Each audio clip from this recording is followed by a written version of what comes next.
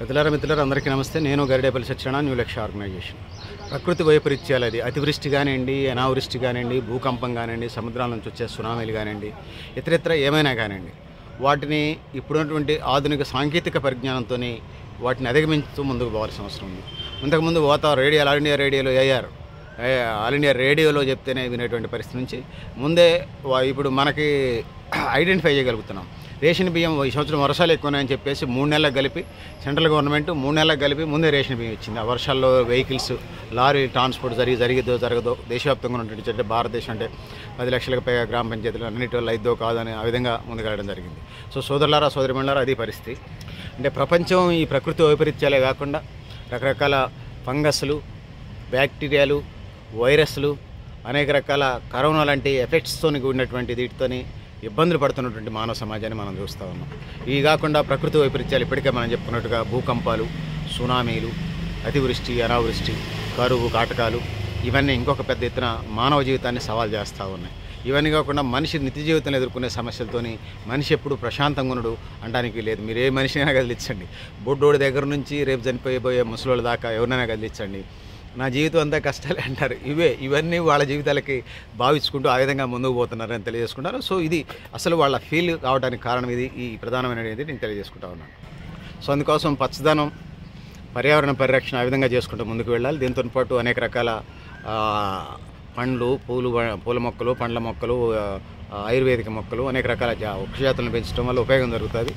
ప్రకృతి వైపరీత్యాలు వచ్చినా కూడా పండ్లు, ఫలాలు తినే బతికేయచ్చు. మన పాత పూర్వీకులంతా కూడా ఇవి తినే బతికారు కదా.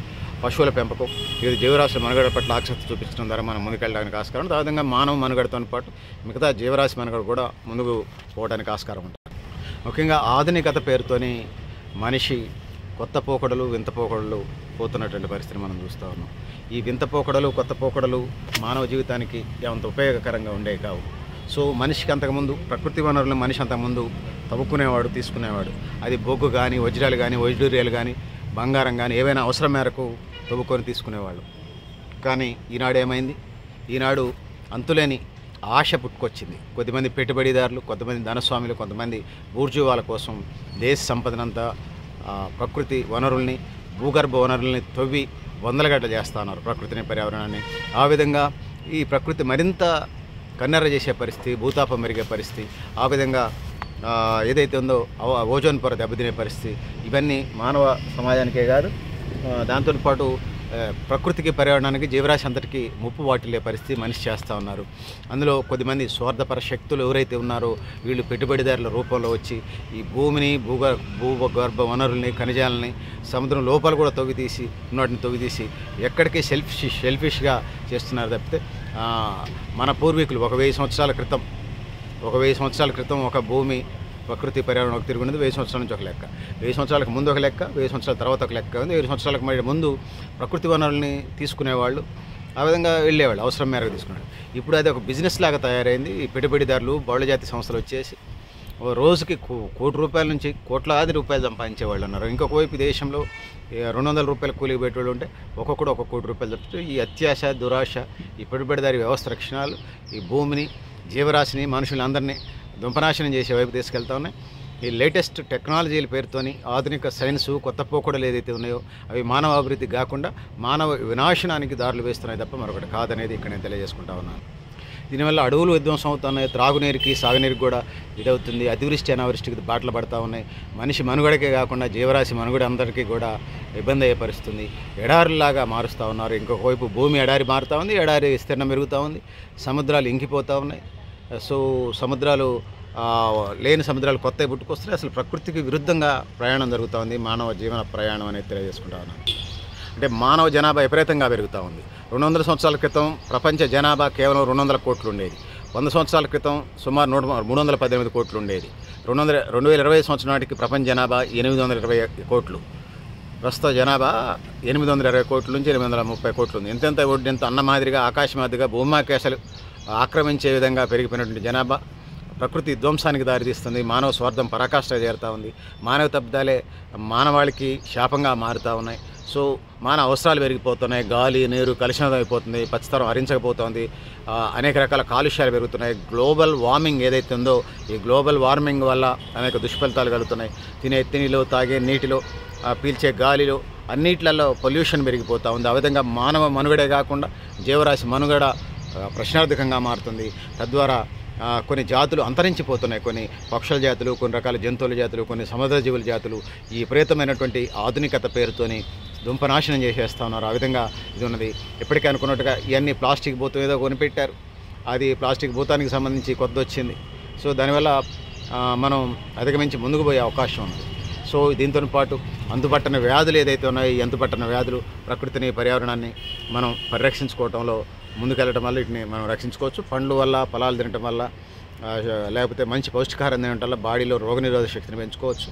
ఆ విధంగా బ్యాక్టీరియా, ఫంగస్, వైరల్లు ఇట్లా అనేక రకాల ఇంకా కొత్త రకాలు ఏమైనా కనుక్కోవచ్చు.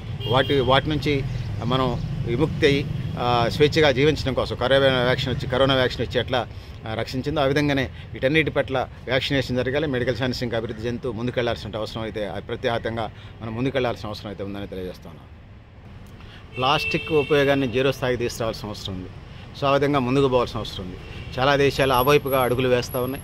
ఉష్ణోగ్రతలను తగ్గించుకోవటం, కాలుష్యాన్ని తగ్గించుకోవటం, సో ప్రకృతిని, పరిణామాన్ని అభివృద్ధి చేసుకోవటం, ప్రకృతి వనరుల్ని విధ్వంసం కాకుండా కాపాడుకోవటం, భూగర్భ జన వనరులను తవ్వి బొందలగడలు చేయకుండా ఉంచుకునే ముందుకు పోవటం, మానవ అవసరాల మేరకే ముందుకు పోవటం, రీసైక్లింగ్, ప్లాస్టిక్ తయారు చేసిన తర్వాత మళ్ళీ రీసైక్లింగ్ చేసే విధంగా గాజు, తర్వాత మళ్ళీ గాజుని ఏరి మళ్ళీ గాజులు రీసైక్లింగ్ వెళ్ళే విధంగా ఆ విధంగా ముందుకు వెళ్లాల్సిన అవసరం ఉంది. గ్రీన్ హౌస్లో వాయువుల ప్రభావంతో సంభవిస్తున్నటువంటి వాతావరణ మార్పులు అనేక విపత్కర పరిస్థితులకు దారితీస్తున్న పరిస్థితిని మనం చూస్తూ ఉన్నాం. సో వీటన్నిటిని మనం కాపాడుకొని ముందుకు వెళ్లాల్సిన అవసరం అయితే ఉంది. ప్రకృతి, పర్యావరణమే మానవ జీవితానికి చాలా మేలు చేస్తుంది. సో -డిగ్రీల టెంపరేచర్ ఏమంత మంచిది కాదు. అట్లని 50-60 డిగ్రీలు దాటి టెంపరేచర్స్ వెళ్ళటం మనుషులకు ఇబ్బందిగా ఉంటుంది. కాబట్టి ఆ విధంగా డబ్బులున్నో లేదు కొద్దిమంది ఎండాకాలంలో హానీమూన్ల పేరుతోనే, లేకపోతే కూల్గా ఉండే ప్రాంతాల పేరుతోనే వెళ్ళటం. సో మళ్ళీ వానాకాలంలో కొద్దిగా టెంపరేచర్ వైపు వెళ్ళటం, ఇది ఒక కల్చర్ లాగా, ఇది ఒక ఫ్యాషన్ లాగా తయారైంది. ఈ మధ్యతరగతి వీళ్ళు పోలేరు కానీ వ్యవస్థలో మాత్రం నాశనం చేసేవాళ్ళని ఈ మధ్యతరగతి భారతదేశంలో 30 నుంచి 40 కోట్ల మంది మధ్యతరగతి జీవులు ఉన్నారు. వీళ్ళు ప్రకృతిని విధ్వంసం చేసేవాళ్ళకి ఎంకరేజ్మెంట్ లాగా అనిపిస్తుంది. ఇంగ్లాండ్లో ఇండియాను కూడా ఇన్స్టాల్మెంట్లో అమ్ముతుంటే కొనేలాగా భారతీయ మధ్యతరగతి తయారైంది. ఏది మంచి ఏది చెడు అనే విచక్షణ చేయడం వల్ల ఆ విధంగా ముందుకు పోవాల్సిన అవసరం అయితే ఉంది. ఆ విధంగా మనం ముందుకు పోవాలి. పెద్దల మిత్రులారా, మీరు కూడా మీ అభిప్రాయాన్ని కామెంట్ బాక్స్లో తెలియజేస్తూ ప్రకృతిని, పర్యావరణాన్ని మనందరం పరిరక్షించుకోవాల్సిన అవసరం ఉంది. ఆ వైపుగా అడుగులు పడాలి. మీరు కూడా మీ కామెంట్స్ బాక్స్లో రాయండి మీ అభిప్రాయాన్ని. సో ఏదేమైనప్పటికీ కూడా ప్రకృతి, పర్యావరణం బేస్డ్గా మనం ముందుకెళ్ళాలి. మనుషులకే కాదు, మానవ జీవితానికే సంబంధించి కాకుండా జీవరాశికి అంతటికీ, ప్రకృతి, పర్యావరణానికి, భూమి ఆకాశాలకి, పంచభూతాలకు అన్నిటికీ ఇదే ప్రకృతి, పర్యావరణ పరిరక్షణ ప్రధానమైన తెలియజేసుకుంటూ పెద్దల మిత్రులారా, మీరు కూడా మీ అభిప్రాయం కామెంట్ బాక్స్లో తెలియజేస్తూ నేను గరిడేపల్లి సత్యనారాయణ, న్యూ లక్ష్య ఆర్గనైజేషన్.